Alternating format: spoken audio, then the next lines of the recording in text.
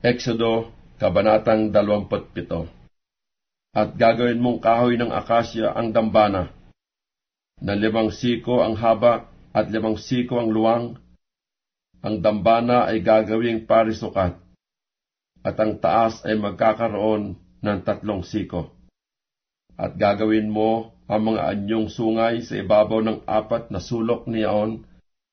Ang mga anyong sungay ay kaputol din, at iyong babalutin ng tanso.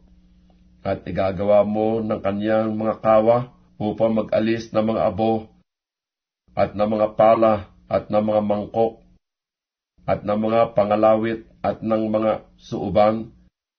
Lahat ng mga kasangkapay gagawin mong tanso. At igagawa mo ng isang salang tanso na tila lambat ang yari.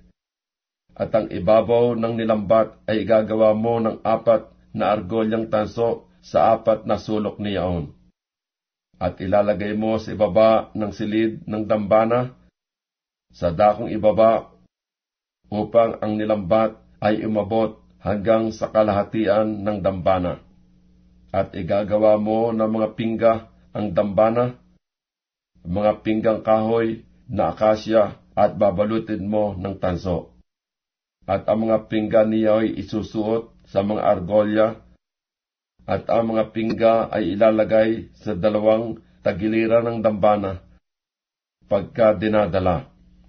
Gagawin mo ang dambana na kuloong sa pamagitan ng mga tabla kung paano ang ipinakita sa iyo sa bundok, ay gayon gagawin nila. At iyong gagawin ang looban ng tabernakulo. Sa tagilirang timugan, na dakong timugan ay magkakaroon ng mga tabing sa looban na linong pinili, na may 100 siko ang haba sa isang tagiliran. At ang iahaligi dooy 20, at ang mga tungtungan ng mga yaon ay 20 na tanso, ang mga sima ng mga haligi at ang mga pilitin niyaon ay pilak.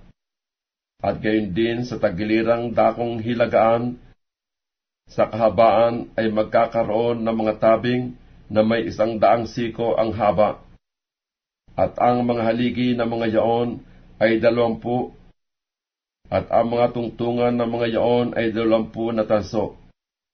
Ang mga sima ng mga haligi at ang mga pilitin ng mga yaon ay pilak. At sa kaluwangan ng looban, sa kalunuran ay magkakaroon ng mga tabing na may 50 siko. Ang haligi ng mga yaon ay 10, at ang mga tungtungan ng mga yaon ay 10. At sa kaluwangan ng looban, sa dakong silanganan, sa dakong sinisikatan ng araw, ay magkakaroon ng 50 siko. Ang mga tabing sa isang dako ng pintuang daan ay magkakaroon ng 15 siko. Ang mga haligi ng mga yaon ay 3, at ang mga tungtungan ng mga yaon ay 3 rin. At sa kabilang dako ay magkakaroon ng mga tabing na may 15 siko. Ang mga haligi ng mga yaoy 3, at ang mga tungtungan ng mga yaoy 3.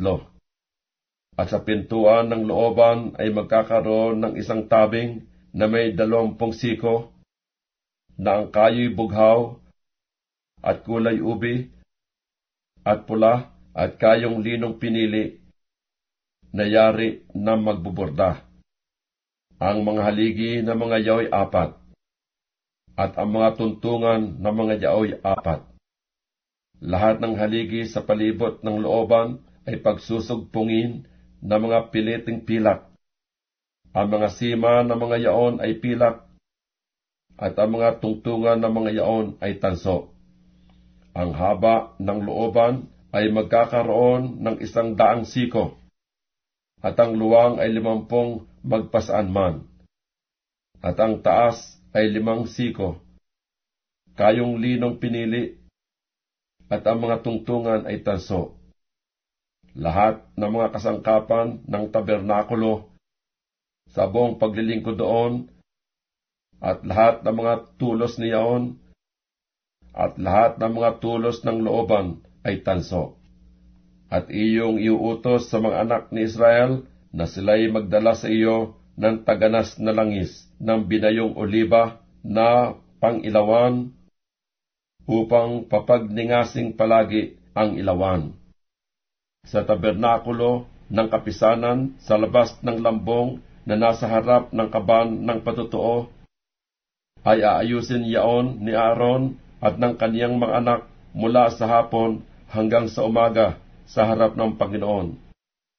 Magiging palatuntunan sa buong panahon ng kanilang lahi sa ikagagaling ng anak ni Israel.